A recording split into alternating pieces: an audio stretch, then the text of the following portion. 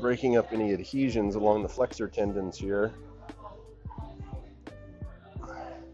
especially for surfers that always grab onto their board with their feet. And it feels kind of crunchy in there.